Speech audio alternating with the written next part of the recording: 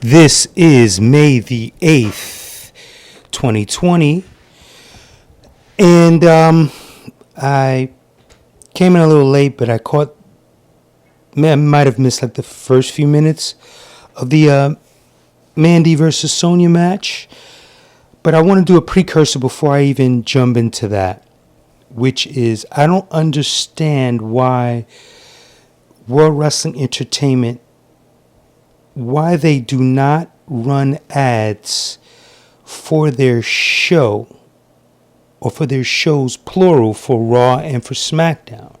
They run ads for their pay-per-views.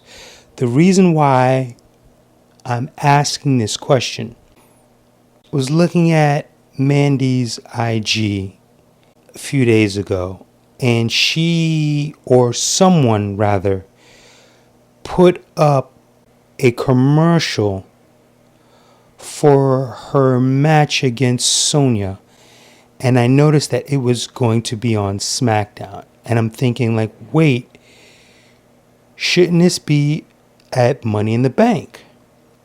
But just the fact that I don't normally see these commercials, so, and it's probably because I don't watch a lot of television. I'm mostly a digital person, even more so a YouTube person. That's how I know that WWE runs the ads for pay-per-view, which makes me think like, well, why wouldn't you run this ad also on YouTube? You run everything else, or Facebook. I mean, Vince has all these deals with these different platforms, right along with television, of course. So it behooves me to say, like, why aren't you right now? Because it was actually like the first time I'd seen a spot for SmackDown maybe since they debuted on Fox. It's just a side question, but it brings to mind as to why this match was not a Money in the Bank match. Even if it was I mean, look, I'm still tripping out as to why 2 weeks ago, when this, or 3 weeks ago, when the confrontation went down on SmackDown between those two, the following week they do the tribute to Triple H and Matt Hardy, and nothing is said regarding the storyline when the storyline was trending and getting heat. I might have mentioned this already. And then you do the follow-up the week after. So, wow, Miz has a big mark on his leg. Just because he's so pale, I guess I'm noticing it.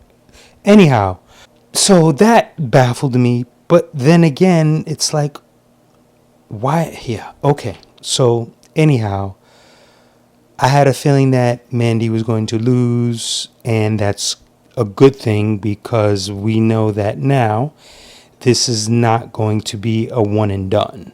So this is going to be a continued feud. As the week went on, I think to probably cap this feud off whenever it ends, or at least somewhere in between the feud, I think a great bookend would be a Iron Woman match, unless they go for a Last Woman Standing match. One of those two, I believe, would be good for this feud. And this match was better than Rock Billy Gunn, as brief as it was, because that match was absolutely, it did not deliver. So I mentioned in the previous episode. So I like what I saw. I hope that they continue on this path. They have really good chemistry. It shows that they more than likely have been working, putting a lot of thought into what they're going to do. So I hope that they can continue to do that. I don't know if they're going to do promos at the end because SmackDown's just started. If they do, I hope they're really good. I hope they fire you up for what's to come. And I hope that this continues into next week. Or maybe there'll be some spillover into Money in the Bank, because WWE is in trouble now. Too many low ratings. And it made me think also about with all the terminations that they gave, I'm only aware of that one female writer, or just one writer that was let go, was the one that was writing for their storyline. So I don't know if there are any more writers that were let go as far as the creative, because that's where they really need the help. So I don't understand why more creators weren't let go or swapped out. We should have at least heard of them swapping people out. But then again, they don't have to tell us anything. It's, for me, as a artist, as a filmmaker, the story comes first. The story comes first. If you cannot tell a story, don't pick up the camera. If you can't tell a story in the ring, don't get into the ring. If you can't tell a story between your characters that lead up to the ring, then why bother? And I feel that is at the height of the pyramid. You know, when you have a food pyramid of the foods that are essential that you should be eating, comes with their creative, and their creative is very lackluster. And that's what I felt that they need to change first. Now, as far as those producers, I don't know how much they're part of the creative, but